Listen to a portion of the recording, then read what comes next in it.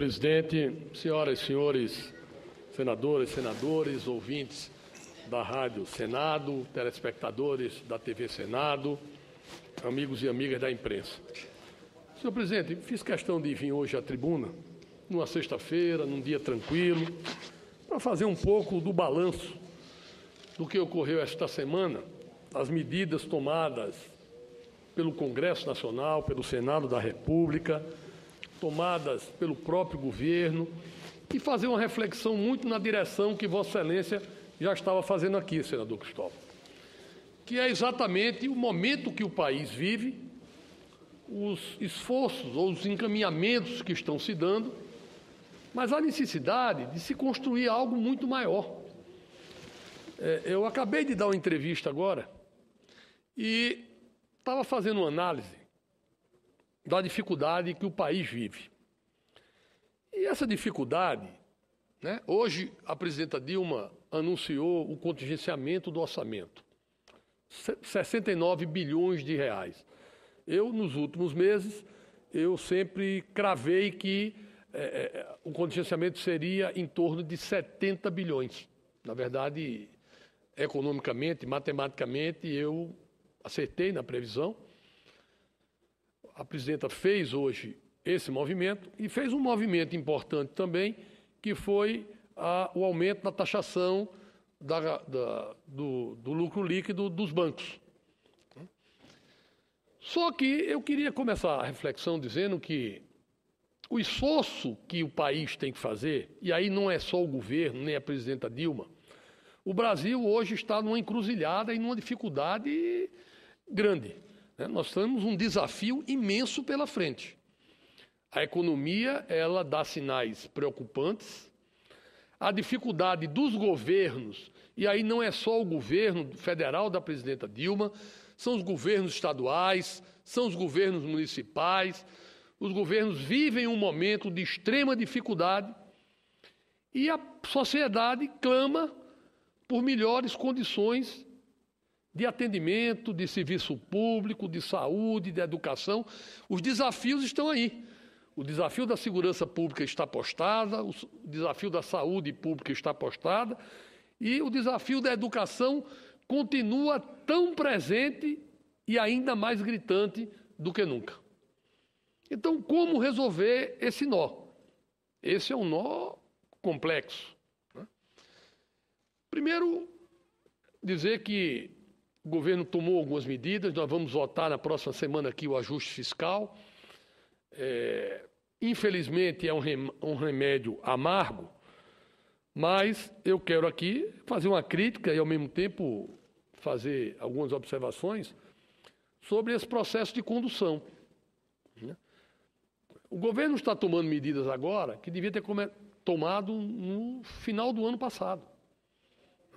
O governo optou, quando lançou as medidas provisórias, quando falou do ajuste fiscal, o governo começou pelo fim de um processo econômico mais amplo. Porque o governo começou cortando, ou ajustando, ou discutindo, ou realinhando alguns direitos, alguns programas sociais, como se isso fosse a solução de algo que se buscava para resolver o problema, e não é. Esse é um pequeno componente do que tem que se fazer.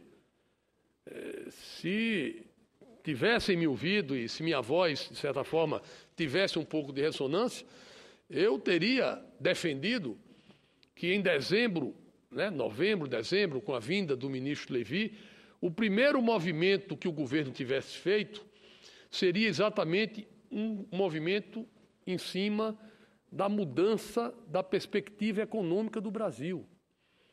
Uma sinalização diferente do que o governo fez durante o período eleitoral e do período anterior à eleição, que era uma postura de mais intervenção do governo, uma postura de mais isolamento dos setores produtivos no entendimento. Então, para mim, o primeiro movimento correto teria sido o movimento da animação econômica, o movimento da busca de ajustar a legislação, ampliar o programa de concessões, ampliar o programa de PPPs, fortalecer a relação com os investidores, ou seja, fazer uma questão que é um ponto fundamental, buscar a recuperação da segurança jurídica, da credibilidade do governo e da previsibilidade da economia. Esse é o ponto inicial para, a partir daí, nós termos efetivamente a retomada do crescimento do Brasil. Nós temos que fazer a inflexão da curva. A curva do crescimento ela está caindo. A previsão do governo era 0,9, até agora já é 1,2 negativo, né? E eu espero que fique nisso. Pode ser que seja maior. Né? Nas minhas contas é menos 1,5% nas condições atuais. Então nós temos que reverter isso. Reverter a curva de crescimento e reverter a curva de geração de emprego, que são duas coisas que andam paralelamente e dependem do humor, da expectativa, da confiança dos investidores. Nós temos hoje, para o programa de concessões, para os programas de investimento, um fator importante que é a valorização do dólar. Ou seja, o dólar 3 e pouco é atrativo empresários internacionais virem investir no Brasil. O dólar está valorizado. Então, se houver confiança, se houver segurança jurídica, haverá efetivamente um aporte maior de dólares, sem a necessidade, volto a dizer, sem a necessidade do aumento da taxa Selic. Porque nós não estamos vivendo, senador Cristóvão, uma inflação de demanda. Nós estamos vivendo uma inflação de preços administrados. Então, nós não estamos com consumo exacerbado, nós não estamos com crédito exacerbado, pelo contrário, né? Há um aumento da inadimplência no país. Então, na verdade, se elevar a taxa Selic, se eleva o dispêndio do governo. O governo gastou de janeiro a abril 56 bilhões de reais na movimentação do swap cambial para tentar estabilizar o valor do dólar, quando o valor do dólar é um movimento internacional. E se gastou 56 bilhões de dólares, quase o mesmo valor da necessidade do superávit primário que tem que se fazer esse ano. Então, o primeiro movimento, para mim, teria que ter sido o movimento da animação econômica.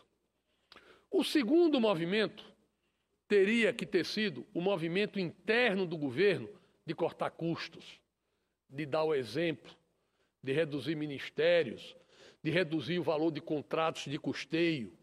Ou seja, melhorávamos a economia, dávamos segurança. Vamos começar a fase de cortes. Daremos o exemplo e o governo será o primeiro a fazer isso. O governo faria essa movimentação interna de cortes, que está fazendo agora com um pouco de contingenciamento, apesar de estar contingenciando 40 e poucos bilhões do orçamento do governo e 20 bilhões do Congresso, que são a questão das emendas. Mas o governo faria esse segundo movimento. O terceiro movimento seria o movimento de aumento de impostos, de taxação, de repartição do sacrifício para o setor produtivo e empresarial. Ou seja, o setor produtivo seria chamado e efetivamente se aumentaria PIS/COFINS, não precisa aumentar, IOF, não precisa aumentar, contribuição social sobre o lucro líquido, como fizeram agora dos bancos, quando seria aumentar, teria se feito lá atrás. E só depois, no quarto movimento, se discutiria a questão dos trabalhadores e das questões de corte ou ajustes de programas que, em tese, eles têm que incentivar o emprego. Existem alguns equívocos em programas do governo, porque o governo não pode motivar, o governo não pode incentivar a rotatividade do emprego, a baixa produtividade. Se nós queremos ser competitivos a nível mundial, nós temos que ter uma mão de obra qualificada, educada, que é a bandeira de Vossa Excelência, com formação. O nosso contingente de mão de obra tem que ser um diferencial positivo, como é o diferencial dos recursos naturais que o Brasil tem. Se nós temos a riqueza que temos naturais, se nós tivermos uma grande mão de obra estruturada, formada, inteligente, capacitada, o país ele evolui de uma forma muito forte. Então, nós não podemos ter programas sociais que estimulem as pessoas a não querer trabalhar, a quererem se encostar, a nivelar por baixo. Mas isso não é a meta de fazer ajuste fiscal em cima disso. Isso é a meta de construir uma sociedade que produza, Uma sociedade calcada em princípios de trabalho, de responsabilidade. Então, esse quadro é um quadro que tem que ser construído coletivamente. E Vossa Excelência falou bem. Esse esforço não é um esforço do governo federal, um esforço da presidenta Dilma, um esforço do ministro Joaquim Levy. Isso tem que ser um esforço do Brasil, dos brasileiros. Os governos passam. O desafio da economia agora, ela não vai impactar o governo da presidenta Dilma só, não. Um resultado negativo, um retrocesso, ele impacta as futuras gerações. Isso será diluído em anos. Então, o desafio ele é premente, urgente e ele é de todos.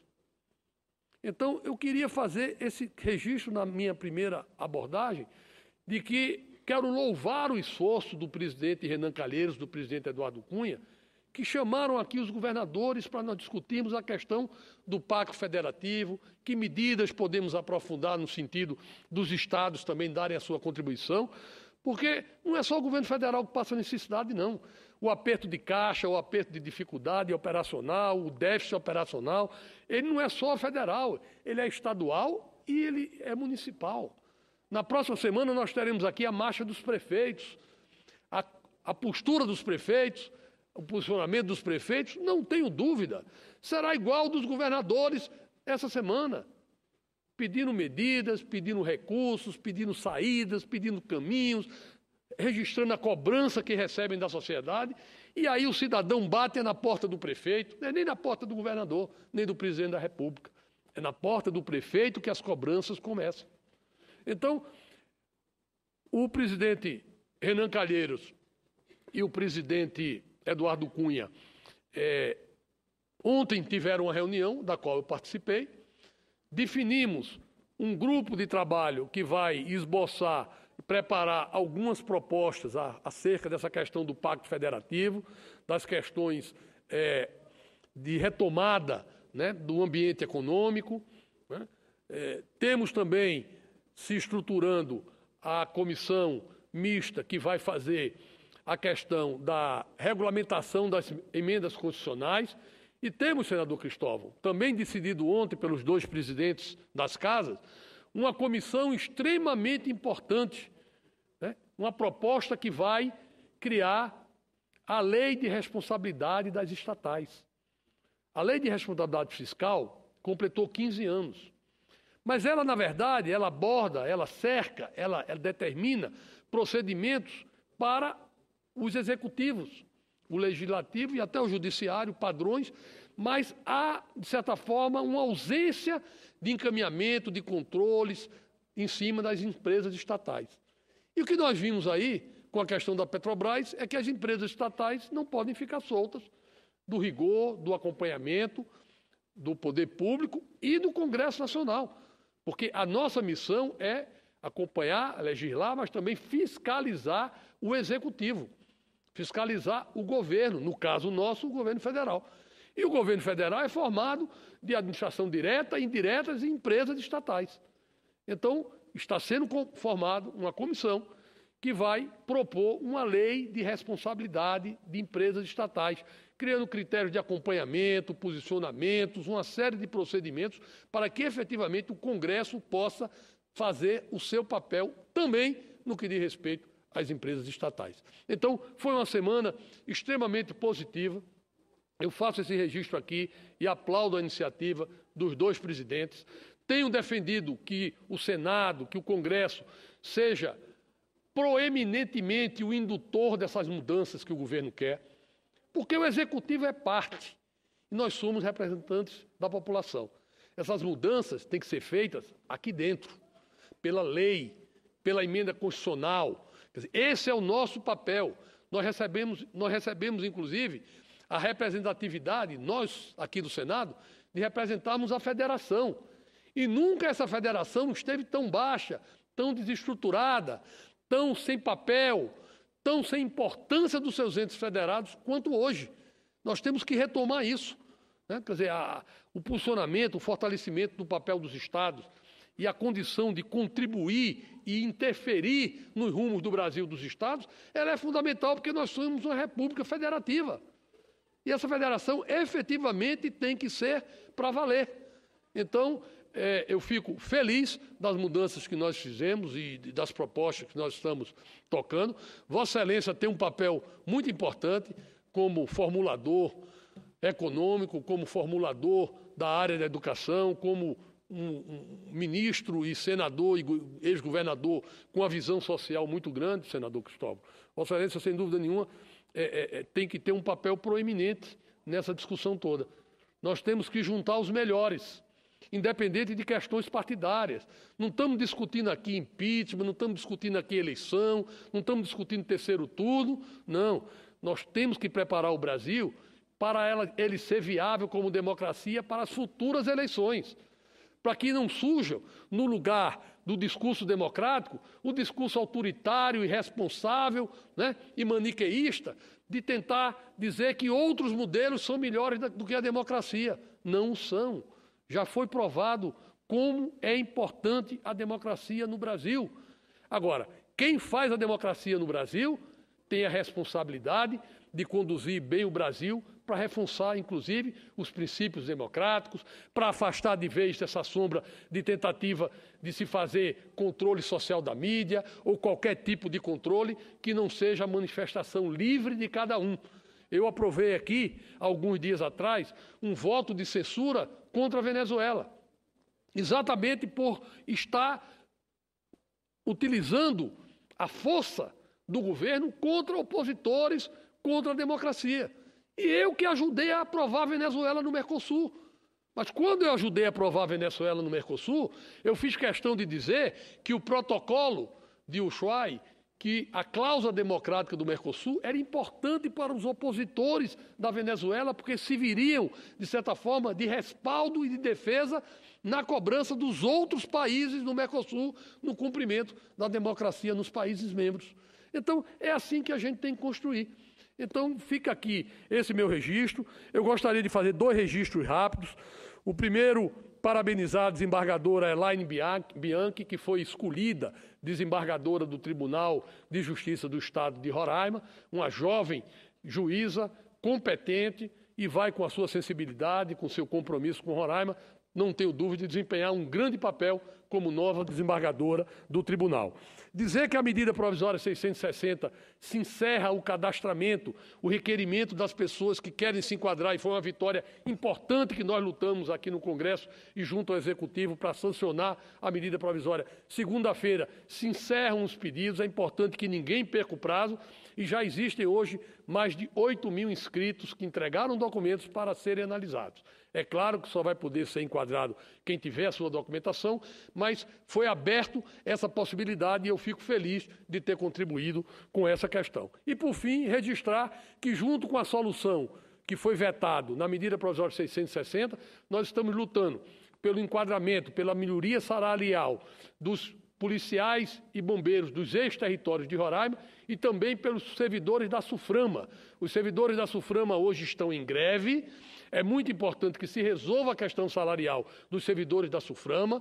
Os servidores da SUFRAMA não atendem só a Zona Franca de Manaus, eles atendem a Amazônia Ocidental como um todo, e lá em Roraima são 18 servidores que prestam um inestimável serviço ao povo de Roraima, até porque desembaraçam as cargas suframadas para poderem ir para o comércio. Então, esse serviço não pode ficar paralisado. É importante que o Ministério do Desenvolvimento, né, que comanda a SUFRAMA, que o Ministério do Planejamento encontrem uma solução para fazer justiça aos servidores da SUFRAMA. Eu agradeço a oportunidade e quero novamente aqui registrar que na próxima semana nós teremos aqui uma discussão importante, que são as medidas provisórias, mas eu entendo que essa discussão ela não pode ser isolada, não pode ser estanque, ela tem que ser uma discussão levando em conta todo o ambiente econômico, todo o esforço que tem que ser construído e, mais do que isso, todo o diálogo que precisa ser feito e restabelecido no nosso país. Muito obrigado, senador.